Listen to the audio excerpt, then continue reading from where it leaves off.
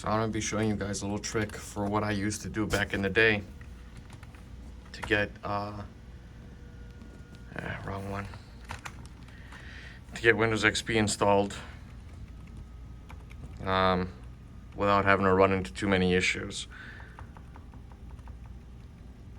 I have these files on there. I'll explain how to drop them on a flash drive. Pretty much you can use anything, just what you need in order to boot up this Universal Restore ISO, which was from Acronis. You can also pixie boot it. You can install it into the Windows actual, anyway.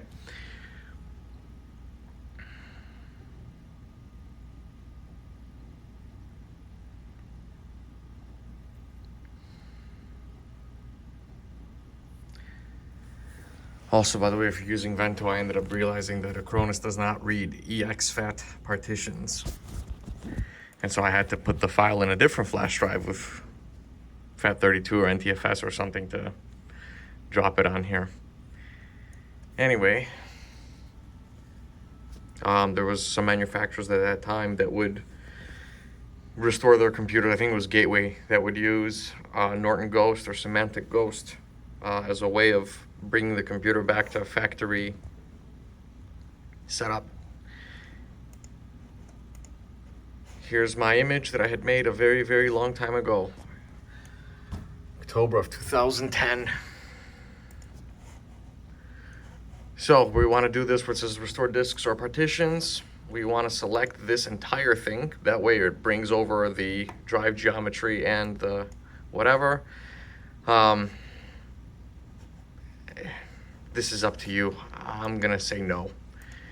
This is the drive that I want to restore onto. It already has been used for something else, and I'm just gonna be wiping it out. Do you want to restore on a different partition? No, I do not. I mean, I want to restore. And then the most important part is to hit where it says use Acronis Universal Restore. What that will do is when it's done, is it will check to see if there's any drivers that it needs to install. I'm gonna hit this install drivers or install the following. Maybe it's this here, because I do have the driver pack folder.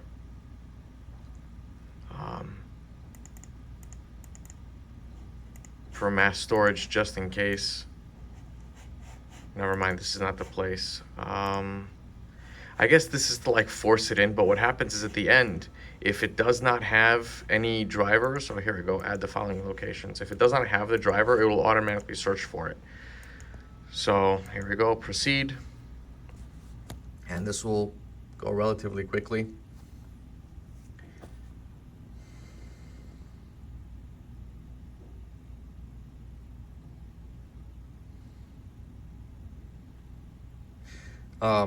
The reason why I remembered this and the reason why I'm making this video is because I've been watching the Reddit threads of people talking about the 7B problems, and as I was trying to also install from a flash drive onto this hardware, I kept on getting 7B issues, and I'm certain that I'm not certain, but I'm pretty confident that this hardware is compatible with Windows XP.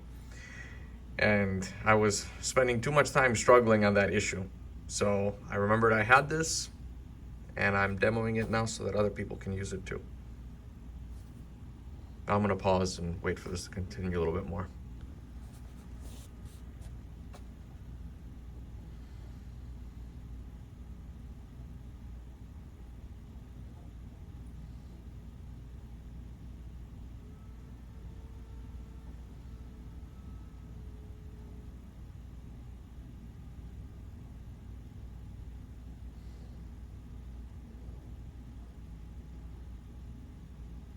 So I already have a bunch of drivers already slipstreamed into the operating system.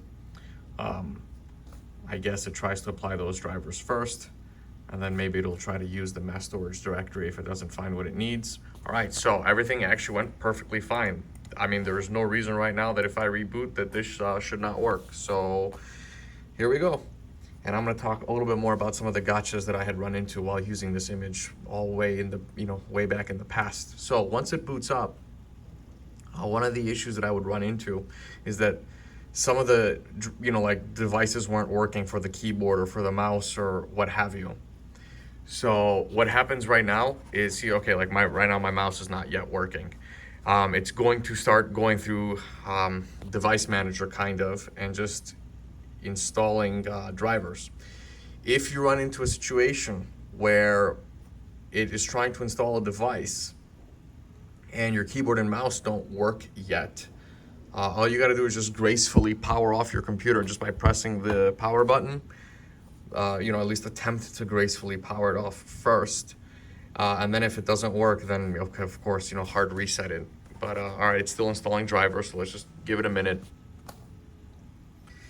You'll get like it'll probably end up happening or not. But anyway, if you get the pop-up for the drivers, just power off the computer, power the computer back on again, and it will resume installing different drivers beyond, you know, the one that it was stuck on, so that eventually you can get your keyboard working. And then from there, you'll be able to hit the either the continue anyway button due to hardware driver signing, or the cancel button, and then you can go and figure out what that driver was later. So as we can see here, it's already working pretty well.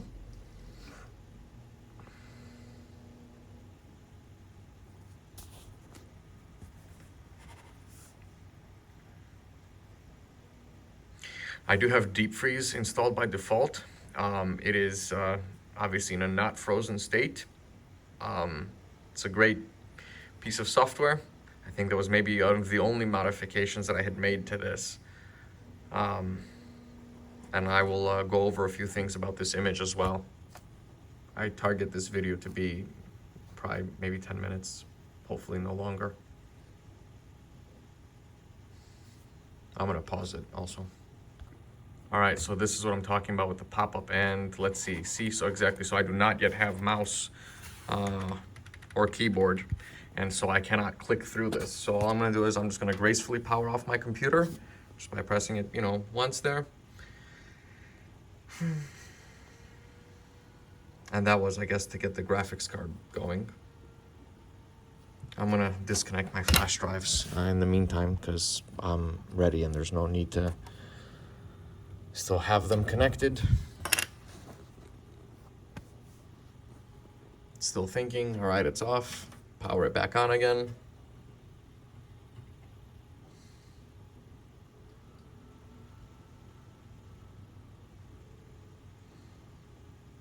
And I do have a motherboard BIOS in ACPI mode because, again, because it should be compatible. And it is, obviously. So now we have Windows started up again. Maybe still don't have a mouse, that's fine. Just wait. Looking back, you know, if I would have known 10 years ago, or I guess 16 years ago, what I know now, I probably also would have installed NetTime 32. That way, and then it would override the default Windows download the time function, and it would go ahead and download the time. All right, it looks like now we're onto the network card. Still no keyboard and mouse. That's okay. I might have to just power cycle the computer a few times, but it's obviously way better than struggling. And, you know, back then also, again, you know, having to redo so many. All right, so again, same thing, just power it off.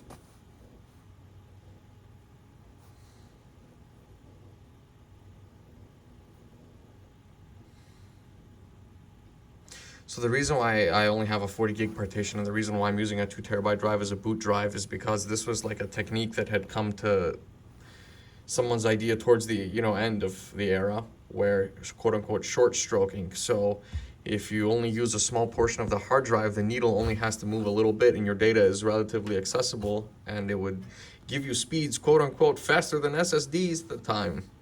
And it really does help.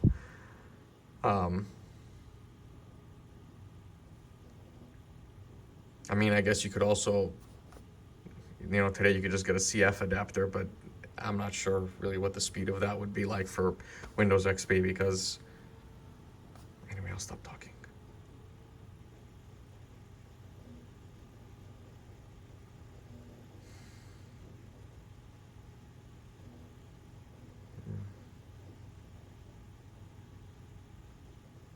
I don't have any speakers connected. I do have sound though in my monitor, so after the display adapter does get going, And there we go. So no, not at this time, because the internet, automatic update didn't exist at the time. So no, don't connect to the internet now because, well, we can't even get on the internet. Anyway, so I guess it's for the Ethernet controller next, search automatically. So this here, it does have the driver. You just have to, just is not signed. So you have to just manually press the continue anyway button there. That's installed. And I'm gonna right click, or I guess you couldn't go to device manager like that yet. So I'm gonna head on over to device manager. And the only thing that didn't get installed was the VGA controller. Everything else was installed. So the default name was Kiri, which is, I guess, Japanese word for fog. I remember at the time because there was also that fog software that I liked for imaging. The only folder of goodies that I can think of, oh no, there is no folder of goodies at all. At least maybe there isn't, and I just don't remember where it is. But somewhere in here, I do remember adding the, no. I have already activated this with the activation patch because this is the corporate version. Looking around to see if I, what's this? All right.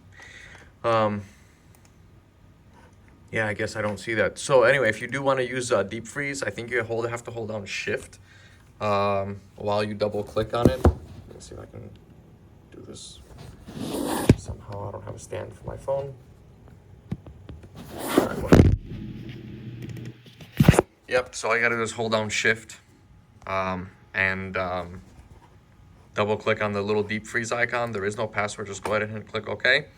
And then what this lets you do is this lets you pretty much freeze the like operating system. So you hit boot frozen, you hit apply and reboot, and then any changes you make to Windows, if you download something sketchy, you don't know what it is, whatever, you can test it out and make sure it doesn't destroy anything or whatever it is, and then you can double click on that again, put it back to thawed mode, and then changes continue to occur.